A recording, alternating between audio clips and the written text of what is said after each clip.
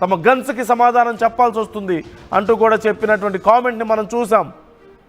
ఈ నేపథ్యంలో ఇరాన్ ప్రస్తుతానికి ఒక అడుగు వెనక్కేసినప్పటికీ ఖచ్చితంగా వాళ్ళ ప్రయత్నాలు వాళ్ళకు ఉండే అవకాశం ఉంటుంది. మరోవైపు అమెరికా కొంత మభ్యపెట్టే ప్రయత్నం కూడా మనం చూస్తున్నాం. భారీగా డబ్బులు ఇస్తాం, అలాగే పవర్ తయారు చేసుకోండి, కావాలంటే విద్యుత్తుని తయారు చేసుకోండి, యురేనియంని ఉపయోగించుకొని, అణుశక్తిని ఉపయోగించుకొని, కానీ అణ్వాయుధాలు తయారు చేస్తామంటే మాత్రం కుదరదు, మాతో యుద్ధం చేయాల్సి ఉంటుంది ఒకవేళ మీకు అలాంటి ఆలోచన ఉంటే అంటుంది అమెరికా.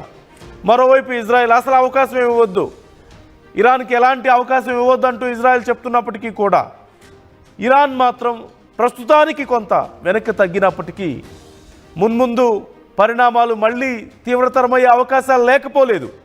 మరొకసారి యుద్ధం రాదా అంటే చెప్పలేం, ప్రజలందరికీ తెలిసిన విషయమే ఇది.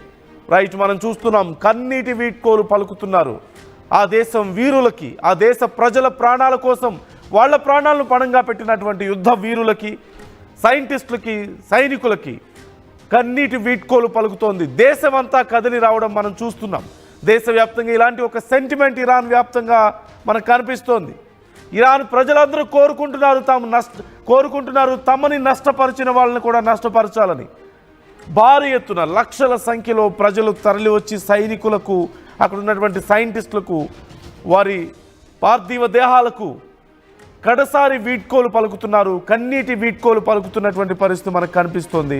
సహజంగా ఒక సాధారణ వ్యక్తి మరణిస్తే ఇలాంటి ఒక రెస్పాన్స్ మనకు కనిపించదు. కేవలం ఒక గొప్ప వ్యక్తి, ఒక దేశం కోసం పోరాడిన వ్యక్తులకి తమ స్వార్థం కాకుండా దేశ ప్రజల భవిష్యత్తు కోసం, దేశ ప్రజల ప్రాణాల కోసం తమ ప్రాణాలను అర్పించినటువంటి వ్యక్తులకు మాత్రమే ఇలాంటి ఒక గొప్ప నివాళులు సహజంగా మనం చూస్తూ ఉంటాం. భారతదేశంలో మనం చూసాం అలాంటి ఒక నివాళి. యుద్ధంలో, ఇండియా పాక్ యుద్ధంలో తమ ప్రాణాలను అర్పించినటువంటి సైనికులకు దేశం మొత్తం సెల్యూట్ చేసింది. అలాంటి ఒక సెల్యూట్ ఇప్పుడు ఇరాన్లో మనం చూస్తున్నాం. అలాంటి ఒక అంతిమ వీడ్కోలు, కన్నీటి వీడ్కోలు మనం ఇప్పుడు చూస్తున్నాం. తమ కుటుంబంలోని వ్యక్తే చనిపోతే ఎంత బాధతో వీడ్కోలు చెప్తారో అలాంటి వీడ్కోలు, తమ కుటుంబంలోని వ్యక్తే ప్రాణాలు కోల్పోతే ఎంత బాధపడతారో అలాంటి బాధ దేశవ్యాప్తంగా ఉన్న ప్రతి ఒక్కరూ పడుతున్నారు. మనం విజువల్స్లో చూస్తున్నాం. ఆర్టీవీ మీకు ఎక్స్క్లూజివ్గా చూపిస్తోంది ఇరాన్లో ఉన్నటువంటి ప్రస్తుత పరిస్థితి ఇది.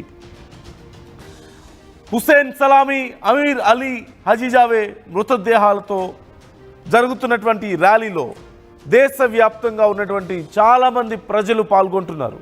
అనేక మంది టీవీల్లో చూస్తూ కూడా తమ నివాళులు అర్పిస్తున్నారు. వారి ఆత్మలకు శాంతి కలగాలని కోరుకుంటున్నారు. వాళ్ళ యొక్క త్యాగాలు ఊరికే పోవంటూ వాళ్ళు హామీ ఇస్తున్నటువంటి పరిస్థితి మనకు కనిపిస్తోంది. ఈ నేపథ్యంలోనే అమెరికా ఇజ్రాయెల్ విషయంలో వారి యొక్క వ్యతిరేకత, వారి యొక్క కోపం, వారి బాధ ఇక్కడ మనకు క్లియర్గా కనిపిస్తోంది. ఈ నేపథ్యంలో డెత్ ఇజ్రాయెల్, డెత్ అమెరికా అంటూ వారు నినాదాలు చేస్తున్నట్లుగా మనకు తెలుస్తోంది.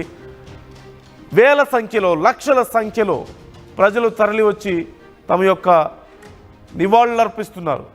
కన్నీటి వీడ్కోలను వారికి అర్పిస్తున్నటువంటి తీరు మనం చూస్తూనే ఉన్నాం. అమెరికా, ఇజ్రాయెల్ ప్రధానంగా ఇరాన్లోని సైనిక స్థావరాల లక్ష్యంగా, సైనిక అధ్యక్షులే లక్ష్యంగా, ముఖ్యమైనటువంటి సైంటిస్టులే లక్ష్యంగా చేసినటువంటి దాడుల్లో మరణించిన వారి కోసం, వారి దేశం కోసం ప్రాణాలు అర్పించిన వారి కోసం దేశ ప్రజలందరూ కన్నీరు కారుస్తున్నటువంటి పరిస్థితి మనకు కనిపిస్తోంది. మొత్తం మీద ఒక్కటే చెప్పదలుచుకుంది, ఈ పరిస్థితిని చూస్తుంటే ఇక్కడితో ఈ యుద్ధం పూర్తిగా ఆగిపోయిందా అంటే ఖచ్చితంగా లేదని చెప్పొచ్చు.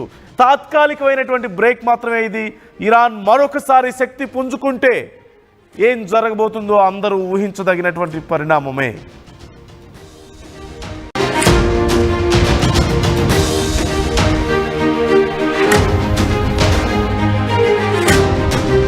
బ్రేకింగ్ న్యూస్ చూస్తున్నాం. ఇరాన్లో మరొకసారి హై టెన్షన్ వాతావరణం కనిపిస్తోంది. యుద్ధంలో మరణించిన కమాండర్లకు అంత్యక్రియలు జరుగుతున్నట్లుగా తెలుస్తోంది. ఇరాన్ ప్రభుత్వ లాంఛనాలతో ఈ అంత్యక్రియలు చేస్తున్నారు. పెద్ద సంఖ్యలో అంత్యక్రియల్లో దేశ ప్రజలు పాల్గొంటున్నారు. హుసేన్ సలామీ, అమీర్ అలీ హజీజాదే మృతదేహాలతో దాదాపుగా 11 కిలోమీటర్ల వరకు ఈ అంత్యక్రియల ఊరేగింపు కొనసాగినట్లుగా మనకు తెలుస్తోంది.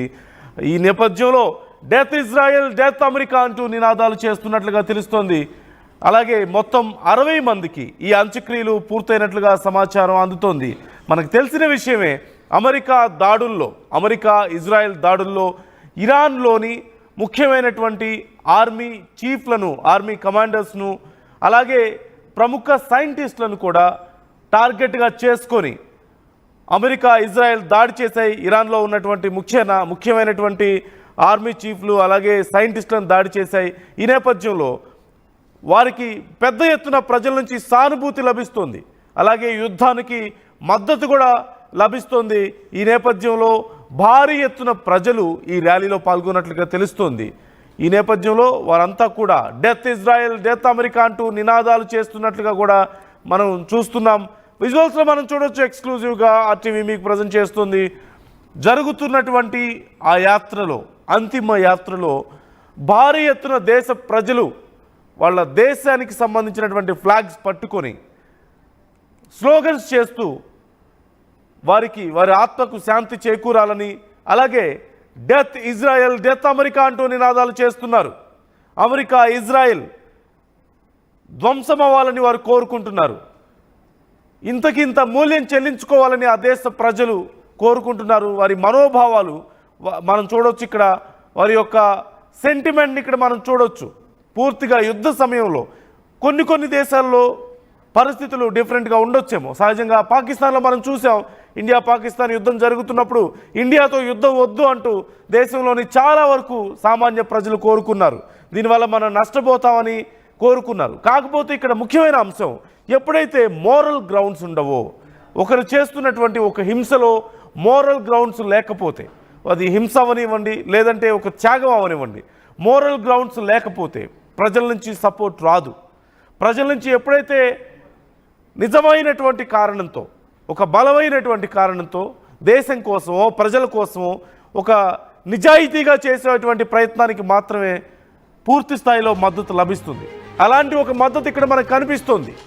అలాంటి ఒక మద్దతు ఇరాన్లో ప్రభుత్వానికి కనిపిస్తోంది. ప్రజల్లో అలాంటి ఒక కసి కనిపిస్తోంది. ఇజ్రాయెల్ ధ్వంసం అవ్వాలని వారు కోరుకుంటున్నారు. తమ దేశాన్ని ఇంత నష్టపరిచినటువంటి ఇజ్రాయెల్, తమ దేశాన్ని ఇంత నష్టపరిచినటువంటి, ఇంత ధ్వంసం చేసినటువంటి అమెరికా నష్టపోవాలని వారు కోరుకుంటున్నారు. ఈ నేపథ్యంలోనే డెత్ ఇజ్రాయెల్, డెత్ అమెరికా అంటూ వారు స్లోగన్స్ చేస్తున్నట్లుగా తెలుస్తోంది. ఈ నేపథ్యంలో ఇరాన్లో ఒక హైటెన్షన్ వాతావరణం మనకు కనిపిస్తోంది.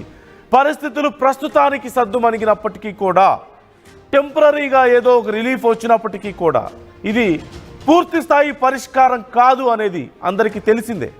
ఎందుకంటే ఇప్పటికే ఇజ్రాయెల్కు అమెరికా వార్నింగ్ ఇచ్చిన విషయం మనం చూసాం. ఒకవేళ మళ్ళీ అణ్వాయుధాలను తయారు చేసే ఆలోచనలో ఇరాన్ గనక ఉంటే, ఇరాన్కి అమెరికా వార్నింగ్ ఇచ్చిన విషయం మనం చూసాం. అమెరికా ఒకవేళ గనక ఇరాన్ గనక మళ్ళీ అణ్వాయుధాలను తయారు చేయాలన్న ఆలోచనకు వస్తే తమ దగ్గర ఉన్నటువంటి సైనిక శక్తిని ఎదుర్కోవాల్సి వస్తుందని, తమ తుపాకీ